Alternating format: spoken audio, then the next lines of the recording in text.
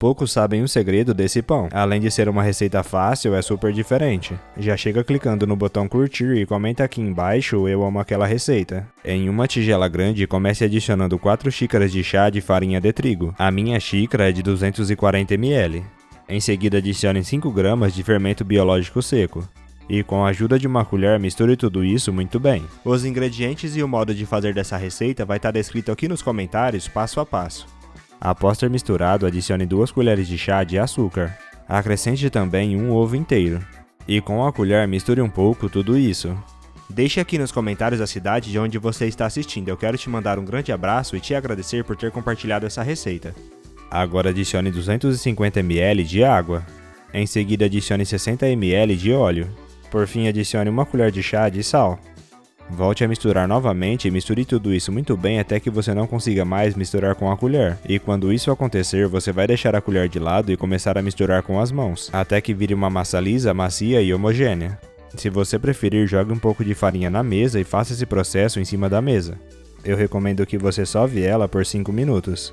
Você já tem o nosso aplicativo Aquela Receita aí no seu celular? Ele já está disponível para ser baixado. Eu vou deixar o link do aplicativo aqui nos comentários, corre lá e já coloca para baixar. Este é o ponto ideal, agora volte essa massa para dentro da tigela, cubra ela com um pano ou um plástico filme e deixe descansar por 1 hora, ou até que você perceba que ela duplicou de tamanho. Esse tempo pode variar para mais ou para menos de acordo com a temperatura do seu ambiente. O ideal é que esteja bem quentinho.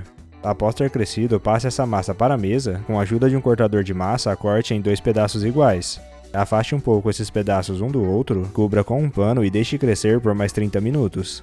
Agora, com a ajuda de um rolo, abra um desses pedaços em um formato retangular. A espessura não precisa ficar nem muito fina e nem grossa. Faça igual eu estou fazendo aqui na receita. Se você chegou até aqui, é sinal que está gostando da nossa receita, então já clica no botão compartilhar e compartilha esse vídeo com todos os seus amigos. Para você não vai custar nada e para nós vai fazer toda a diferença. Em seguida eu fritei 400 gramas de linguiça calabresa fina cortada em rodelas, dividi em 2 partes e uma dessas partes vamos usar para colocar próximo da borda dessa massa que já está aberta. Após ter adicionado metade da calabresa, pegue essa massa e dobre ela ao meio.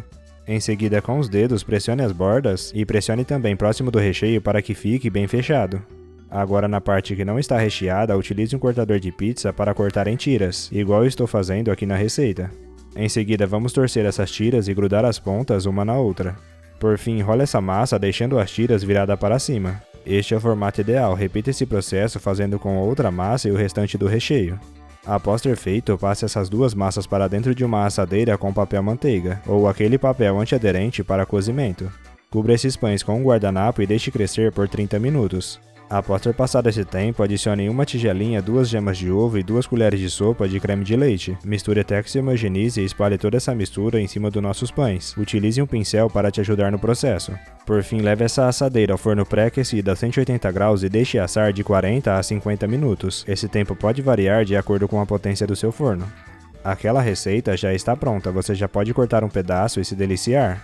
Eu espero demais que você tenha gostado dessa receita. Agora eu vou voltar lá para os comentários e continuar respondendo a todos que deixou o nome da sua cidade. E te agradecer por ter compartilhado essa receita e até a próxima receita. Tchau!